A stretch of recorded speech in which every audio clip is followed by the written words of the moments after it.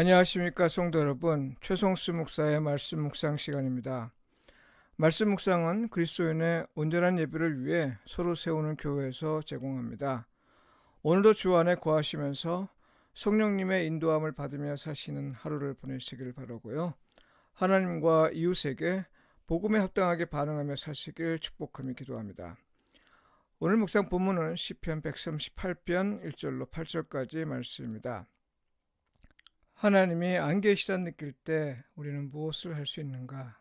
이 제목으로 말씀을 묵상하겠습니다. 시간을 생각할 때 과거와 현재 그리고 미래라는 시제를 사용합니다만 신앙의 진실성은 언제나 현재에 드러납니다. 과거와 미래의 의미는 현재를 어떻게 대하느냐에 따라 달라지기 때문이죠. 사실 성경적 맥락에서 볼 때는요, 과거는 단지 지나간 시간이 아니라 하나님이 이미 행하신 일들에 대한 기억 속에 존재하는 것들입니다. 미래는 하나님의 약속이 펼쳐지는 때죠. 하나님의 행하실 일들에 대한 기대와 소망 속에 존재하는 것입니다. 그러니까요, 현재에 겪는 문제 앞에서 과거는 기억을 통해 소환되고 미래는 기대와 소망을 통해 소환됩니다. 과거와 미래는 현재에 하나님을 신뢰하는 삶을 위한 근거가 됩니다. 현재에 직면한 문제라는 건요, 대체로 하나님이 부재하시는 것 같이 느낄 때 일어납니다. 특히 아무리 기도해도 응답이 없을 때이죠. 주의 말씀대로 살았는데 살면서 말씀대로 사느라 힘겨운 일을 많이 겪었는데 말이죠. 정작 내가 기대하고 바라는 것이 일어나지 않을 때이고요.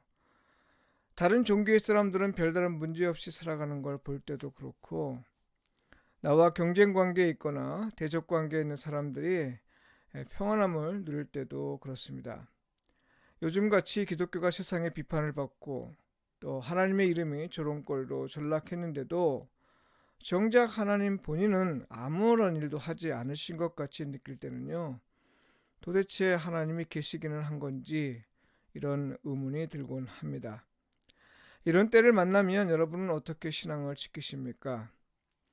오늘 시편을 통해 그 대답을 발견하며 은혜를 나누길 원합니다.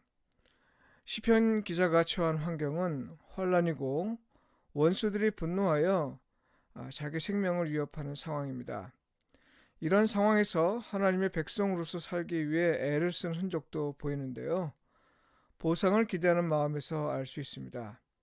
구약 백성들은 하나님은 의로운 행위에 대해 반드시 보상하실 것을 믿었거든요. 생명이 위협받는 때에도 시인은 자기 욕망에 따르지 않고 세상의 방법대로 대처하지 않았다 이 말이죠. 그는 할 수 있는 한 하나님의 말씀대로 살려 노력했던 것 같습니다. 그래서 이에 대한 보상을 기대한 거죠. 그렇다면 대체 무슨 근거로 시인은 하나님이 계시지 않은 것 같은 때에 신앙을 지킬 수 있었을까요? 시인은 과거에 하나님이 행하신 일들에 대한 기억을 소원합니다. 약속을 이행하시되 자기가 기대한 것 이상으로 행하셨다 했고요. 기도할 때 응답하셔서 자기를 강하게 하셨다 이렇게 말합니다. 이런 기억을 소환하면서 시는요, 지금은 비록 환난 가운데 있어도 장차 하나님이 행하실 일들에 관해 선포합니다.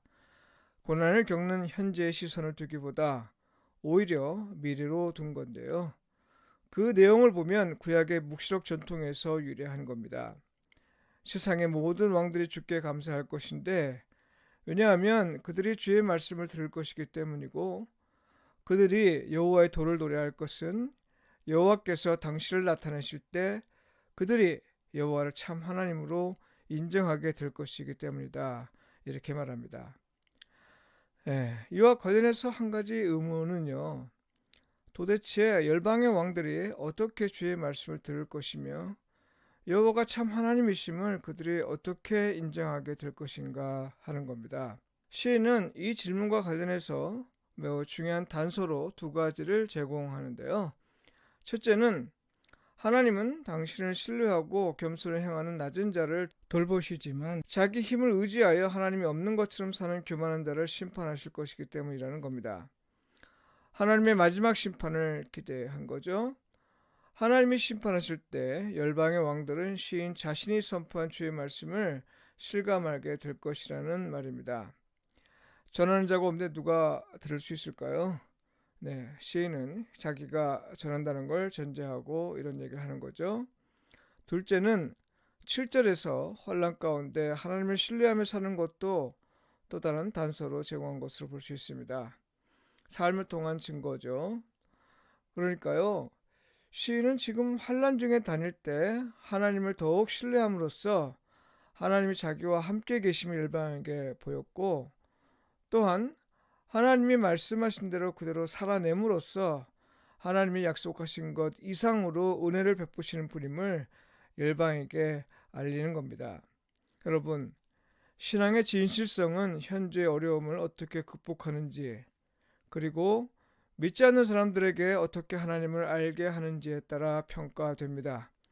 성경은 우리가 과거에 행하신 하나님을 기억하고 또한 장차 약속하신 것 이상으로 행하실 하나님을 기대하고 소망할 때 현재 어려움을 극복할 수 있다고 말합니다.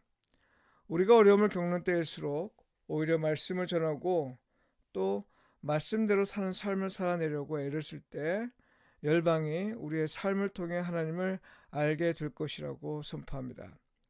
성도 여러분, 신앙의 가치와 진실성을 보일 수 있을 때는요, 우리가 환난 중에 다닐 때입니다. 하나님이 안 계신 것 같다는 느낌이 강한 때일수록 우리는 더더욱 과거에 행하신 일들을 기억해야 하고요. 약속하신 것을 반드시 이행하실 하나님을 기대하고 소망해야 할 겁니다. 이를 위해 우리가 할 일은 이 모든 걸 기록하고 있는 성경을 읽고 묵상하는 것이겠죠. 기도드리겠습니다. 우리에게 말씀을 주신 하나님, 그 말씀을 통해 우리가 하나님을 알 수 있게 하셨습니다. 우리가 어려움을 만날 때마다 하나님을 기억하고 또 기대하고 소망하게 하소서.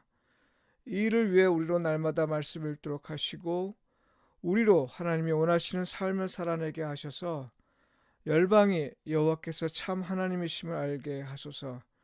예수님의 이름으로 기도합니다. 아멘.